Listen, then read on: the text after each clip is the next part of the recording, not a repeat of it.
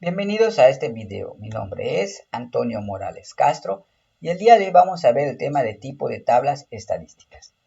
A partir de este momento nos vamos a ocupar de las estadísticas de una sola variable, es decir, unidimensionales. Las tablas estadísticas según el número de observaciones y según el recorrido de la variable puede ser fila o columna, datos ordenados o datos agrupados. Veamos cada una de estas. Tabla, fila o columna, cuando el tamaño de la muestra y el recorrido de la variable son pequeñas, como por ejemplo, edades de los miembros de una familia que se componen de 5 integrantes. Mi muestra pues son 5 datos.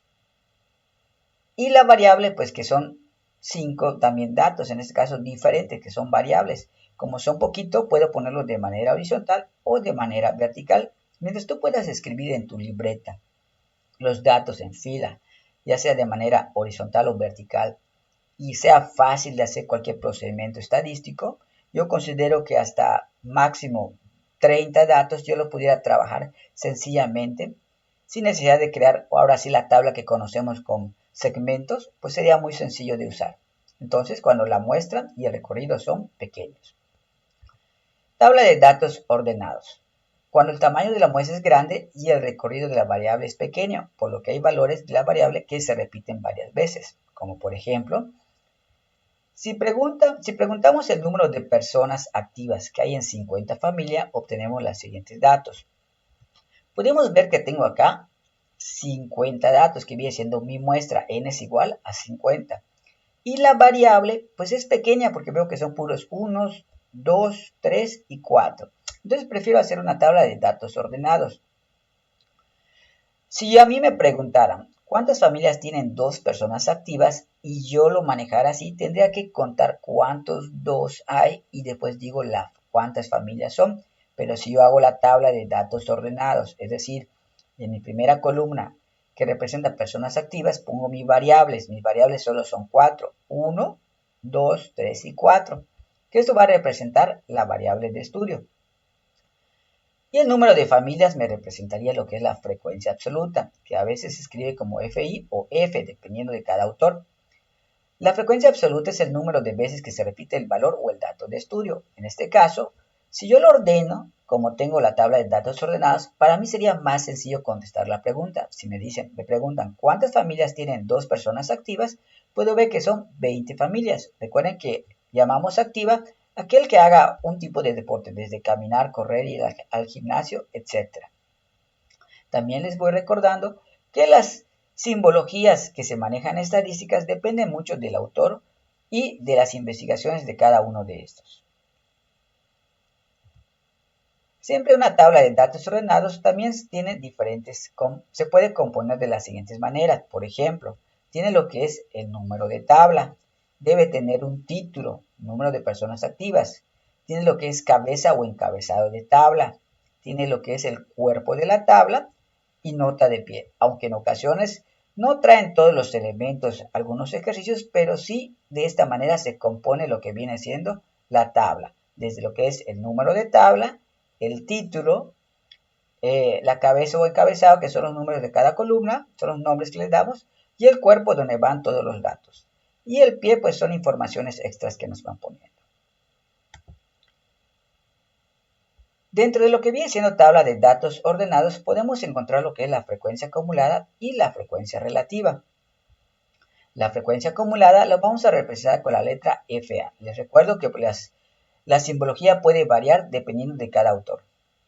Son aquellas que se obtienen de la sumatoria sucesiva de la frecuencia absoluta, que integra cada uno de los valores. La frecuencia acumulada me va a sumar los valores y además me va a indicar la posición ordenada de estos. Es decir, primero vamos por partes. ¿Cómo se saca la frecuencia acumulada? Lo primero que debo hacer es poner la primera frecuencia que tenga. En este caso 16, lo pongo aquí. Y después voy sumando en zigzag, es decir, 16 más 20 me va a dar 36, 36 más 9 me da 45, 45 más 5 me va a dar 50. Esa es la manera. Ahora, también les decía que me indica posiciones. Es decir, en mi frecuencia absoluta, este 16 significa que hay 16 unos. Este 20, que hay 20 es 2, y hay 9, 3. y así con 5, pues ahí hay 5 4. Si yo los pusiera aquí, pues obviamente me quedaría muy larga y no me alcanza, como podemos observar. Mi frecuencia acumulada me indica que de la posición 1, 2, 3, 4 hasta la 16 voy a encontrar puros unos. De la posición 17 hasta la 36 voy a encontrar puros 2. Esto quiere decir que voy a poner un numerito. Este numerito no se pone en las tablas, solo lo escribo para que me entiendan. Que de la posición 1 hasta la 16 van a haber puros unos. De la posición 17 hasta la 36 van a haber puros 2. De la posición 37 hasta la 45, puros 3. Y de la posición 46 a la 50, puros 4. Ya ordenados. Si yo les pregunto, ¿cuántas personas hay activas en la posición 30? Pues quedaría en 45, ya que comienza, perdón, sería en 36, ya que comienza en 17 y termina en 36. Entonces 30 está aquí. Entonces la respuesta sería 2. Para eso me sirve, también para buscar lo que son las posiciones que vamos a ver más adelante. La frecuencia relativa son porcentajes o proporciones de cada clase o fila, es decir, me va a indicar lo que son los porcentajes, que lo puedo dar de tres maneras, de manera de fraccionaria, decimal o en porcentaje, es decir, sería de la siguiente manera. Para sacar mi frecuencia relativa, agarro mi frecuencia absoluta, y voy a dividir cada clase entre el total de datos. Recuerden que la sumatoria de la frecuencia es igual a n. Entonces dividiría 16 entre 50, lo puedo dejar así expresado, o lo divido, que me va a dar 0.32. 20 entre 50, lo divido, me da 0.4. 9 entre 50, 0.18. Y 5 entre 50, 0.1. Si yo lo puedo dejar así, fracción o decimal, y si yo lo quiero en porcentaje, pues solo multiplico por 100 y entonces me quedaría así de la siguiente manera. Por ejemplo, aquí 0.32 por 100, 32.4 por 100 me va a dar 40. Y muy importante, la sumatoria cuando es en fracción o en decimal siempre te debe dar 1. Y la sumatoria cuando es en porcientos siempre te va a dar 100%. Y aquí podemos ver ejemplos.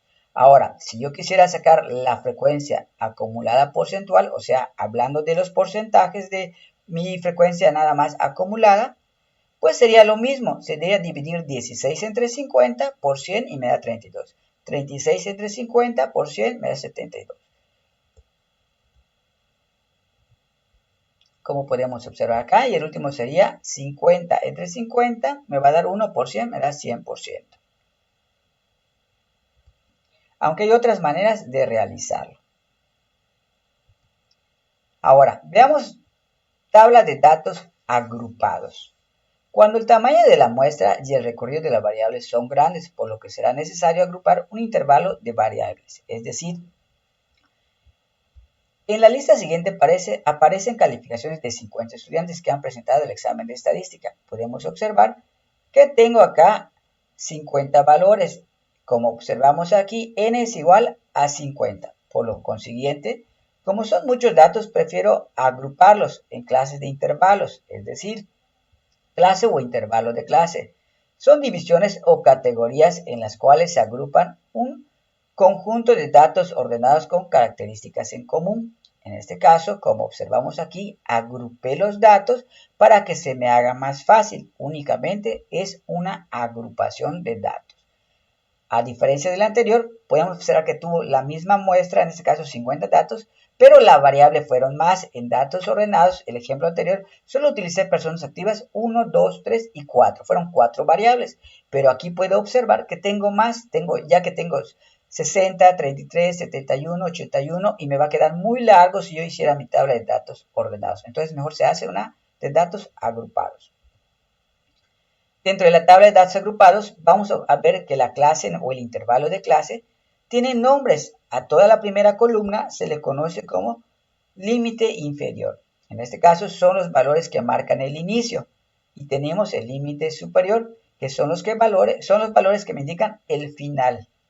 Así tenemos, son los valores que marcan el inicio y el final de cada intervalo o clase de agrupación.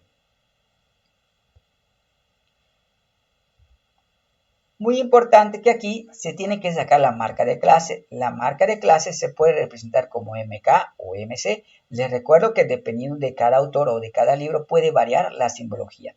La marca de clase va a ser el promedio de cada una de las clases y es el que va a utilizar como representativo o va a representar para diferentes procesos estadísticos que vamos a ver más adelante. Dice acá, el centro de la clase es el valor de los datos que se ubica en la posición central de cada clase y representa todos los demás valores de la clase. En este caso, este va a representar lo que viene siendo mi intervalo. ¿Cómo se saca? Únicamente la marca de clase es sumar límite inferior más límite superior. Es decir, para el primero sumaría 31 más 40, lo que me dé entre 2. Me va a dar en este caso, como observamos aquí en la pantalla, 35.5 y sacamos el de los demás. En este caso 41 más 50, lo que te dé entre 2, 45.5. Así podemos observar 71 más 80 me va a dar 151 entre 2, 75.5. Y así sacamos lo que es la marca de clase, que más adelante en otros videos veremos cómo se utiliza. También les recuerdo que se puede sacar la frecuencia acumulada y la frecuencia relativa, como observamos también en datos ordenados. Que para recordar podemos ver un poquito antes el video. Bueno, sigamos. Amplitud. La amplitud se puede representar como C o AC dependiendo de cada autor. La amplitud viene siendo cuál es la agrupación que tengo de cantidades. En este caso, cuántos datos tengo agrupados de mi intervalo de 31 a 40. Hay dos maneras de hacerlo. Pudiera yo contar 31, 32, 33, 34 hasta llegar al 40 o hacer como dice aquí, el límite dentro del cual están comprendidos todos los valores de la serie de datos. En otras palabras, es el número de diferentes valores que toma la variable en el estudio de la investigación y para calcularlo al límite superior se le resta el límite inferior y el resultado se le suma la unidad de medida, es decir, la amplitud es igual a límite superior menos límite inferior más la unidad de medida. Ahora, ¿qué es la unidad de medida? La unidad de medida es cómo estoy contando de 1 en 1, de 2 en 2, de 5 en 5, etc. En pocas palabras, si observo aquí, de 40 pasé a 41, de 50 a 51, de 60 a 61, quiere decir que estoy contando de 1 en 1. Si hubiera pasado de 40 a 42, de 52 a 54, estaría contando de 2 en 2. Entonces es la manera de ver la unidad de medida. En mi ejemplo, mi unidad de medida es 1. Así que para sacar mi primera amplitud sería nada más 40 menos 31 más 1, que me va a dar 10. Que también pude haber contado con mis dedos 31, 32 hasta llegar al 40, que me va a dar 10. Y esa es la manera de cómo se saca la amplitud. Por ejemplo, en el de acá sería 90 más 81, perdón, 90 menos 81 más 1 me va a dar 10. En este ejemplo, de casualidad, normalmente la amplitud van a ser iguales, pero pudieran variar dependiendo de cada ejercicio. Dentro de tablas de datos agrupados tenemos lo que son los límites reales, límite real inferior y límite real superior. Reales es aquello que no presentan discontinuidad entre un intervalo y el siguiente. Quiere decir que puedo ver aquí puedo ver que dentro de 40 y 41 me estoy saltando, en este caso pueden ser decimales, por ejemplo, si alguien se fuera a calificaciones y alguien sacó 40.2, ¿dónde lo voy a poner? O 40.8, ¿dónde caería? Entonces, para eso sirven mi límite real inferior y mi límite real superior. Para sacar mi límite real inferior, se toma el límite aparentemente inferior y lo que se le va a restar la mitad de la unidad de medidas, en pocas palabras. Si ya vi que mi unidad de medida es 1, la mitad de la unidad de medida es 0.5. Para mi límite real inferior, al límite inferior, en este ejemplo son las primera columna, se le restaría la mitad. En pocas palabras sería a 31 menos 0.5. Se le resta y pone acá. Quiere decir que para mi límite real inferior de todos, perdón, acá hay un error, vamos a corregir este error. Listo, corregido. El error era que no tenía la R, límite real inferior. ¿Qué quiere decir esto? Que a todo mi límite inferior les voy a restar 0.5. Entonces 31 menos 0.5 me da 30.5. 41 menos 0.5, 40.5. Y de esta manera saco mi límite real inferior. Y mi límite real superior, como dice acá, es sumar lo que es la unidad de la media, en este caso la mitad de la unidad de la medida. En este caso, mi límite real superior sería igual a sumar la mitad, en este caso 0.5. Y me quedaría de la siguiente manera. A 40 más 0.5, 40.5, 50.5. Y de esta manera pueden observar que ya tengo lo que viene siendo todos los datos agrupados. Y así sería lo que viene siendo datos agrupados. Dentro de lo que viene siendo datos ordenados y datos agrupados, también podemos observar que hay tablas de entrada, de una entrada, de dos entradas o tablas complejas. Pero veamos rápidamente solo algunas imágenes de estas. Tabla de datos de entrada simples, en este caso, se tiene cuando representan una sola variable. Es decir, podemos observar aquí que hay una sola variable, personas activas. Es muy sencillito de observar. Tablas de dos entradas. En esta tabla se presentan dos variables. Podemos ver que la primera sería de manera vertical y la segunda de manera horizontal. Cuando en este caso me están pidiendo lo que viene siendo edad y en este caso el segundo, nacimientos con hipertensión. También tenemos lo que son tablas complejas donde ya tenemos más variables cuando se presentan tres o más variables.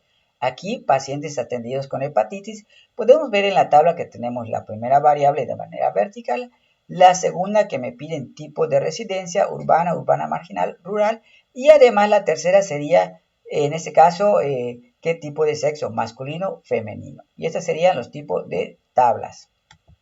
Ahora, si yo quisiera crear una tabla de datos agrupados, ¿cómo se va creando? Eso es muy importante. Según la regla de Sturges, sería de la siguiente manera. La fórmula es k es igual a 1 más 3.3 logaritmo natural de n. En este caso, recuerden que la calculadora científica tiene lo que es log. N es el número de datos que viene siendo o la sumatoria de la frecuencia. K es el número de las clases o filas que se van a hacer. Aquí tengo puesto el ejemplo de las calificaciones anterior que hicimos. Mi primer paso es para buscar la amplitud en este caso. Sería lo siguiente. Primero, ¿cuántas filas voy a hacer? Lo que haría en este caso, voy a corregir, aquí voy a buscar filas, perdón, y estamos poniendo amplitud. Primero va filas. Listo, corregido.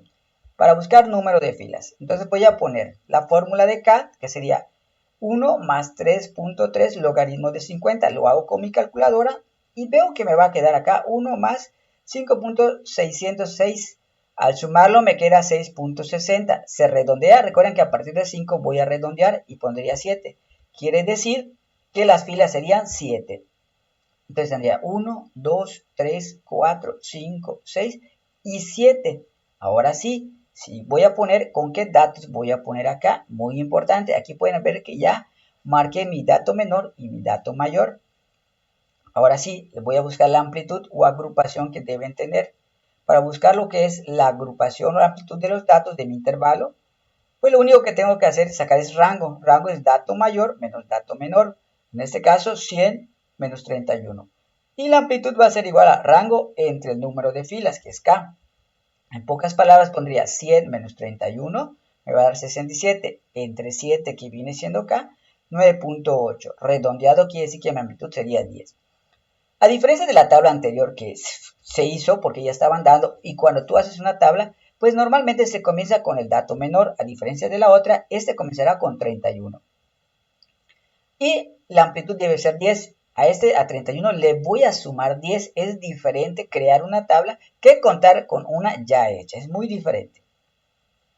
31 más 10, pues obviamente me va a dar 41.